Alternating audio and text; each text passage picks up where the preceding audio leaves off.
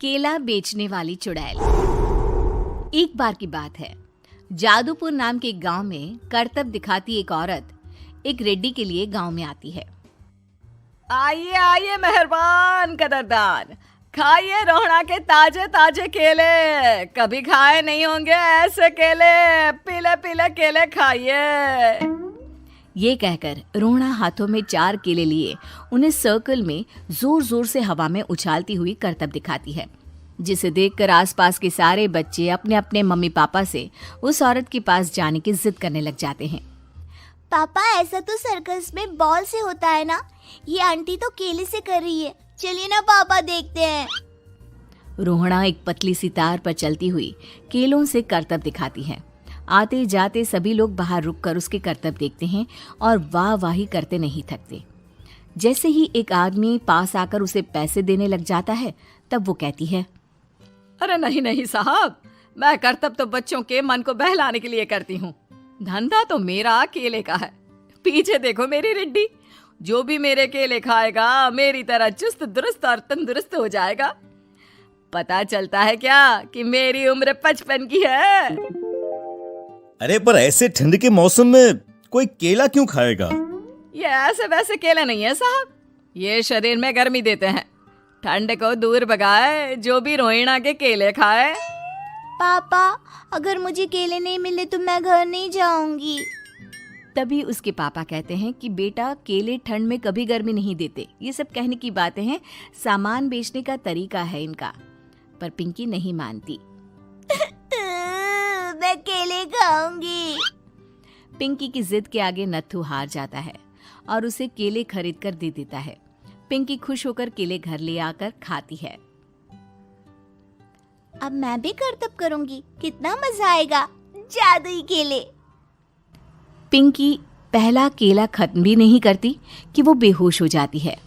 दूसरे केले से एक काला धुआं आता है और रोहड़ा चुड़ैल बनकर बाहर निकल आती है। मेरे भूतिया केले बच्चे न खाए, ऐसा हो ही नहीं सकता। जादूपुर वालों, कब तक बचोगे?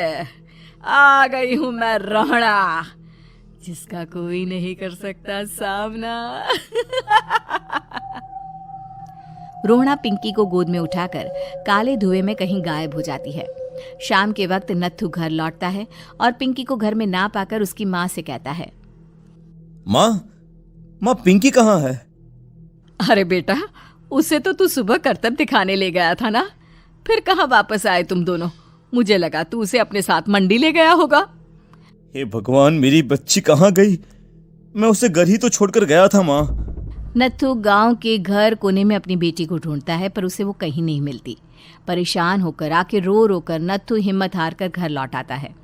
अगली सुबह रोहड़ा फिर से करतब दिखाने आती है और इस बार पिंकी की तरह रोनी केले खरीद लेता है।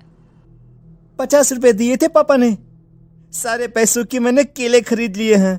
अब मैं भी आंटी की तरह ही करतबबाज बन जाऊंगा।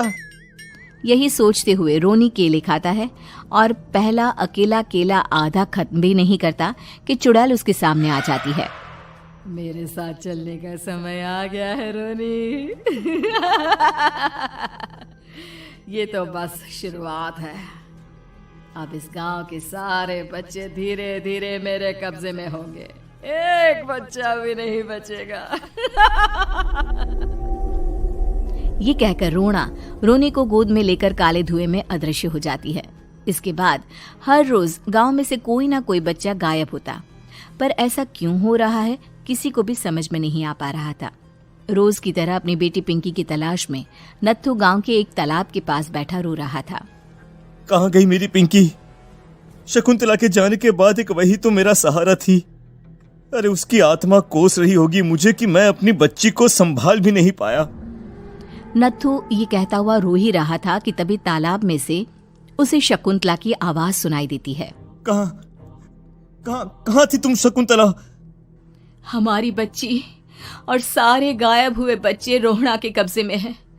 वो बच्चों को जो केले देती है उससे बच्चे बेहोश हो जाते हैं और उसके कब्जे में आ जाते हैं और वो उन्हें ले जाकर काली दुनिया में ले जाती है।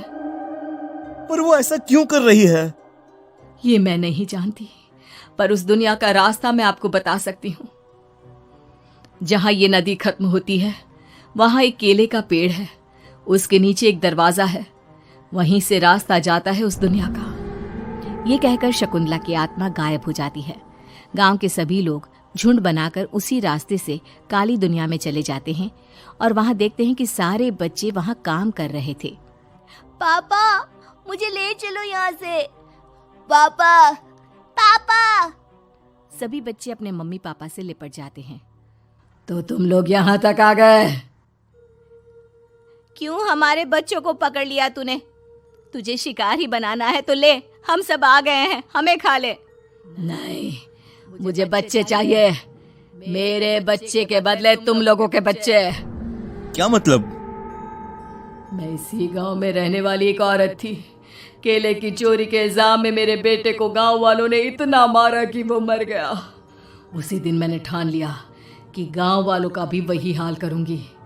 कुछ दिन बाद बेटे के चले जाने के दुख में मैं भी मर गई और मेरी भटकती आत्मा एक चुड़ैल बन गई।